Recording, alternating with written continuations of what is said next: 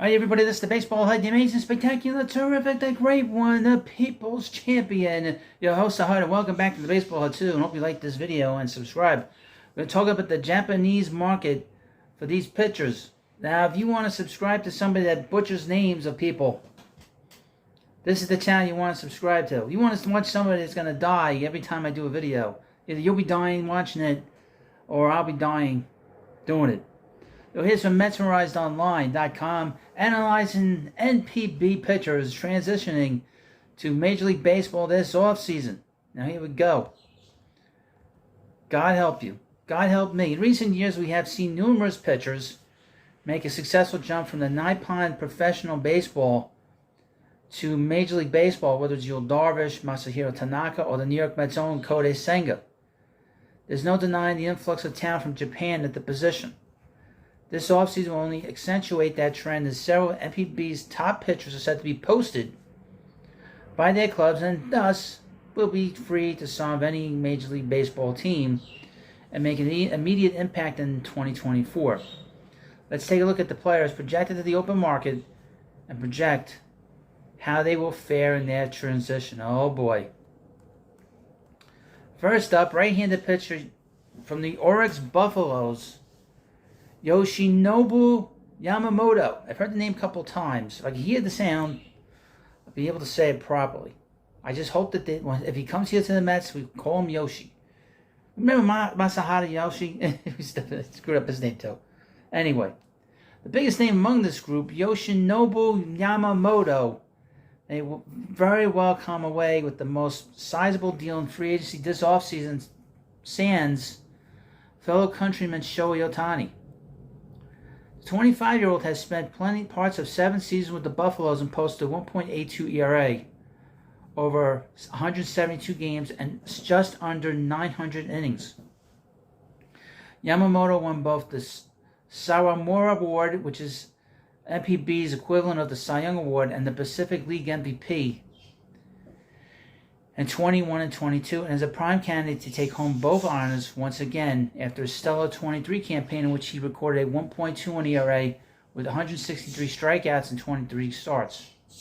The accolades don't stop there, as Yamamoto has also clinched 3 straight Triple Crown winning seasons, in addition to being a part of Japan's gold medal winning team at the 2020 Summer Olympics, as well as their World Baseball Classic Championship winning team this past spring. This guy's got a lot of stuff going for him. Yamamoto relies on a mid-90s fastball and a splitter as his primary pitches, though he mixes in both a curveball and cutter. He's widely viewed as a top-of-the-rotation arm both now and in the future, as he sits atop a strong starting pitching class in free agency. He has been linked to the New York Mets on multiple occasions in recent months, most recently by Will Salmon of The Athletic, who included in his report that Yamamoto prefers to play in a big market. We've also heard the Giants as well. Okay. Shota Imanaga, left-handed pitcher from the Yokohama Dina Bay Stars. Shota Imanaga announced himself to the world during the World Baseball Classic after starting the championship game against the U.S. and impressing on an analytical level by finishing the tournament with the highest stuff plus among qualified pitchers. The 30-year-old has spent 8 seasons with the Bay Stars and a 2-time All-Star while coming off a 2023 season in which he put up a 2.80 ERA across 20 starts with 10.6 Ks per 9 innings and just 1.5 walks per 9 innings. Imanaga, who boasts a 3.18 career ERA, depends on a low 90s fastball that can reach up into the mid-90s and has received positive reviews for its shape. His go-to secondary pitches are his change-up and slider, both of which he demonstrates good command of and can consistently generate whiffs from.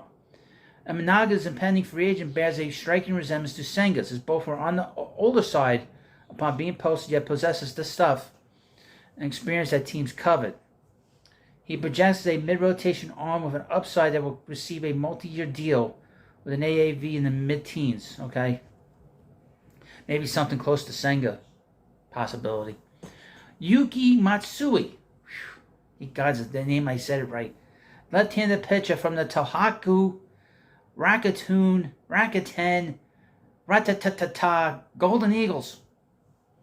Yuki Matsui's hype train has picked up steam in lieu of reports that he wished to utilize international free agent rights and make the jump to Major League Baseball ahead of the 24 season.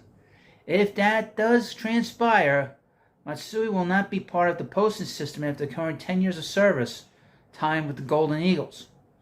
The 28-year-old lefty, who posted 1.57 ERA in 2023, differs from Yamamoto and Imanaga in that he is strictly a reliever. Matsui has amassed 236 saves during his time at MPB to go with a career 2.40 ERA, 11.7 Ks per 9 innings, and 4 walks per 9 innings. Of course, 501 appearances. That walks is a concern. Though it appears his control issues are more of a thing of the past, after posting a 2.0 walks per 9 innings marks this season, yeah, we'll see. Matsui isn't necessarily a power pitcher as he displays. He sounds like a John Franco type. Matsui isn't necessarily a power pitcher as he typically sits in the low 90s with his fastball, but an extensive arsenal highlighted by his splitter and slider more than makes up for it. The 5-time MPB All-Star and 2-time Pacific League save leader has to put away stuff that is needed to succeed at the back end of the bullpen and has proved himself time and time again at the highest level, making him an intriguing candidate on the open market. Interesting. Interesting. All right. And here's the final name on this list.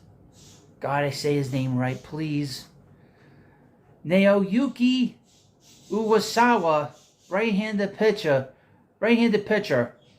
from Okadu Nippon Ham Fighters.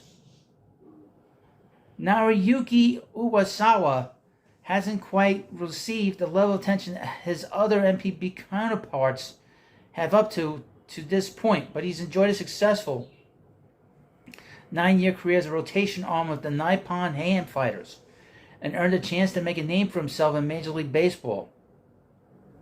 Uawa is coming off a 23 campaign, which he received an All-Star honors for the third time in his career while recording a 2.96 ERA across 24 starts. The 29-year-old is an innings eater who thrives off of his control and durability, but a lack of velocity and true swing and miss stuff holds his profile back and categorizes him as more of a high-floor, low-ceiling style of pitcher. There's a place for him in the majors, though, and Uawa could garner interest as a back-end or swingman option. You know, God bless him. If he comes to the Mets, I'm probably going to have problems saying his name. I hope to God that if he does come to the Mets, I'm able to do videos on him, I'll at least hear Gary Cohen say his name properly, because I'm not saying any of these names properly. You know, Yuki Matsui, I would say I said his name right. But the other guy is a little shaky. Very, very shaky, I got to say. Well, I haven't seen any of these guys. I'm sure that Yamamoto will be here with the Mets.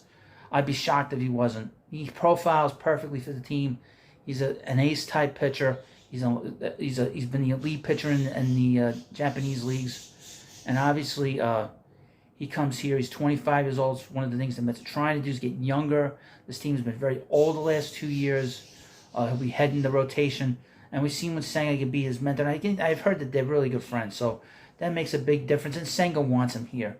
So I think the Mets will make some kind of deal with him and with this team to get him to pitch here for the Mets. So let me know what you think about this video. Of course, please subscribe to the Baseball Hut too. Thank you, and I'll see you later.